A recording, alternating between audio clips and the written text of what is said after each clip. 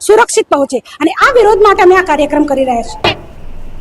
તાપીની વાત કરવામાં આવે તો જિલ્લાની સરકારી શાળાઓમાં શિક્ષણની ગુણવત્તામાં વ્યાપક સુધારો લાવીને દરેક વિદ્યાર્થીના શૈક્ષણિક પરફોર્મન્સને ઉત્કૃષ્ટ બનાવવાના મક્કમ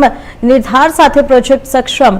1.0 ને પ્રારંભ તાપી જિલ્લામાં કરવામાં આવ્યો છે। સરકારના દૂરદેશી વિઝનને સાકાર કરતા આ પ્રોજેક્ટ અંતર્ગત વર્ગખંડોમાં સહભાગી શિક્ષણ પદ્ધતિ પર વિશેષ ભાર મૂકવામાં આવશે, જેથી બાળકો કોઈપણ જાતના બોજ વિના રસપૂર્વક ગુણવત્તાયુક્ત શિક્ષણ મેળવી શકશે। જે અંગોને 2 દિવસીય સેમિનાર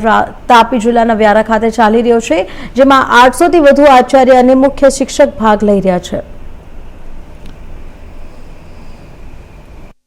હું યોગેશ ચૌધરી લેક્ચરર તરીકે જિલ્લા શિક્ષણ અને તાલીમ ભવન તાપીની અંદર ફરજ બજાવું છું અને તારીખ 18/6/2026 થી 19/6/2026 દિન 2 દરમિયાન જિલ્લા શિક્ષણ અને તાલીમ ભવન તાપી, જિલ્લા શિક્ષણ અધિકારી શ્રી કચેરી તાપી, જિલ્લા પ્રાથમિક શિક્ષણ અધિકારી શ્રી કચેરી તાપી ના સંયુક્ત ઉપક્રમે